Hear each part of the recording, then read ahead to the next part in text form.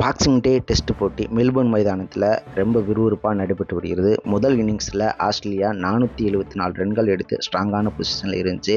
ரெண்டாம் நாள் ஆட்ட நேரத்தில் இந்தியா ஆட தொடங்கிடுச்சு. ஆட்ட நேர முடிவில் பார்த்திங்கன்னா 164 ரன்கள் 5 விக்கெட்டுகள் எடுத்துருந்துச்சு. இந்தியா பரிதாபமான நிலை இருந்துச்சு. ஜெய்ஸ்வால் மட்டும் சொல்லிக்கிற மாதிரி விளையாண்டு இருந்தார். அதுக்கப்புறம் பார்த்திங்கன்னா யாருமே சொல்லிக்கிற மாதிரி விளையாடல. இந்தியா 3ஆம் நாள் ஆட்டத்தை தொடங்குச்சு. ரிஷப் பண்டும் ஜடேஜாவும் இறங்கி விளாண்டுக்கிட்டு இருந்தாங்க. ரிஷப் பண்ட் பார்த்திங்கன்னா 28 ரனில் ஒரு ரிஸ்கியான ஷாட் அடித்து அவுட் ஆகிட்டார். அப்போ வர்ணனையாளராக இருந்த சுனில் கவாஸ்கர் அவர் கடுமையாக விமர்சித்தார். அவர் சொல்லும்போது பார்த்தீங்கன்னா, உங்களுக்கு பின்னாடி 2 பேரை ஃபீல்டிங் நிப்பாட்டி வச்சு கரெக்டாக போடுறாங்க, நீங்கள் ஏன் முட்டாள்தனமான இந்த ஷாட் அடித்து அவுட் ஆனீங்க? இந்தியா ரொம்ப மோசமான நிலைமையில் இருக்கும்போது இந்த மாதிரி ஷாட் ஆனது ரொம்ப முட்டாள்தனமான விஷயம். நீங்கள் இந்தியாவோட ட்ரெஸ்ஸிங் ரூம் போகக்கூடாது, வேறு எந்த ட்ரெஸ்ஸிங் ரூமாச்சும் போங்க என்று சொல்லி கடுமையாக விமர்சித்தார். அந்த விமர்சனம் பார்த்தீங்கன்னா இப்போ சமூக வலைதளங்களில் ஊடகங்களை கடுமையாக பேசக்கூடிய விஷயமா மாறிக்கிட்டு வருது.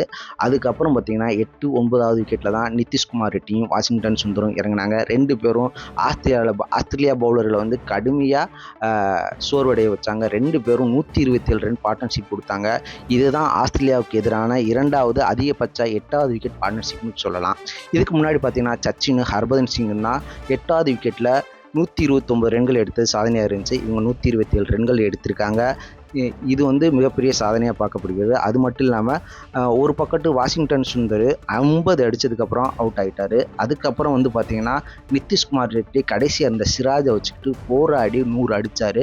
சிராஜும் நிதிஷ்குமார் ரெட்டி 100 அடிக்கிறதுக்கு கடுமையாக டிஃபன் பண்ணார். நிதிஷ்குமாரையும் 100 போட்டார். அந்த தருணம் பார்த்திங்கன்னா ஸ்டேடியமே அலறிச்சுன்னு தான் சொல்லணும். ஸ்டேடியமே கரகோஷம் எழுப்பிச்சு. ஒரு பக்கம் அவருடைய அப்பாவுடைய எமோஷனை காட்டினாங்க. இன்னொரு பக்கம் பார்த்தா வர்ணனையால் இருந்த இந்தியாவுடைய முன்னாள் கிரிக்கெட் வீரர் ரவி சாஸ்திரி நெகிழ்ச்சியாக கண்கலங்கினார்.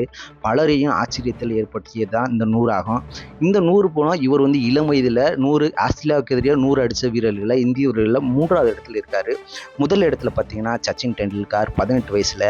அதுக்கு 2வது இடத்துல பார்த்தீங்கன்னா ரிஷப் பண்ட் 21 வயசில். இவர் போய் 21 வயசில் 3வது இடத்துல இருக்கார். இன்னொரு சாதனை இவர் இந்த சீரியஸ் வரைக்கும் தற்போது வரைக்கும் புரிஞ்சுக்கிட்டு தான் இருக்காரு.